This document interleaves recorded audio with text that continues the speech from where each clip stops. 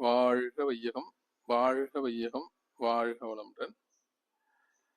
வேதாத்ரி மகரிஷி அவர்கள் எண்ணம், சொல், செயல் இவை மூன்றும் ஒரே நேர்கோட்டில் இருந்தால் உடலிலே நோய் இருக்காது, மனதிலே குழப்பம் இருக்காது என்று கூறியிருக்கிறார்கள்.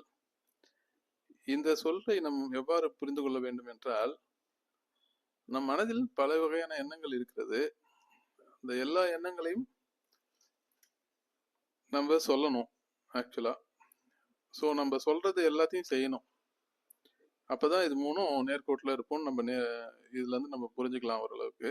ஆனா நடைமுறையில பாத்தீங்கன்னா நம்மளுடைய எண்ணங்கள், நிறைய எண்ணங்கள் இருக்கும். எல்லா எண்ணங்களையும் நம்மால வெளியில சொல்ல முடியும்னா கண்டிப்பா சொல்ல முடியாது. சில எண்ணங்களை நம்ம மறைச்சுதான் வச்சிருப்போம். அதே மாதிரி நம்ம சொல்றது எல்லாம் செய்ய மாட்டோம்.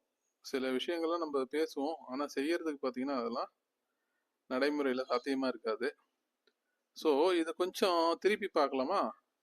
எதெல்லாம் நம்ம செயல்ல செய்யறோமோ அதையே நம்ம நிறைய பேசலாம். எதெல்லாம் நம்ம அதிகமா பேசுறோமோ அதை பற்றியே எண்ணங்களை அதிகமா வளர்த்துக்கலாம். ஸோ இந்த மாதிரி ரிவர்ஸ்ல பாத்தீங்கன்னா நம்ம செய்யக்கூடிய செயல்களை அதிகமாக பேசி நாம் பேசக்கூடிய சொற்களை அதிகமாக எண்ணத்தில் கலக்க விட்டோமே ஆனால் எண்ணம், சொல், செயல் என்பது செயல், சொல், எண்ணம் ஆகிய மூன்றும் ஒரே நேர்கோட்டில் அமைவதற்கு மிகப்பெரிய வாய்ப்புகள் உள்ளது. அவ்வாறு அமையும் போது நம் உடலில் நோய் இருக்காது. ஏன்னா நம்ம ஒரு நல்ல விஷயத்த செய்யறோம்னா அதை பத்தி மட்டும் சொல்றோம் அப்படின்னா, அதை பத்தி நினைச்சிட்டு இருக்கோம்னா மனசுல குழப்பமே இருக்காது.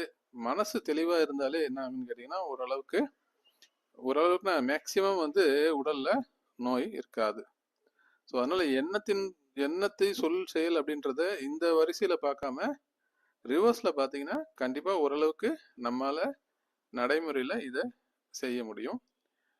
அனைவரும் எதை சொல்கின்றோமோ, எதை செய்கின்றோமோ அதையே சொல்லி, எதை பேசுகின்றோமோ அதையே எண்ணத்தில் வைத்து ஆரோக்கியமாக மனம் மற்றும் உடல் ஆரோக்கியமாக வாழ்வோம் என்பதை மனதில் நிறுத்துவோமாக.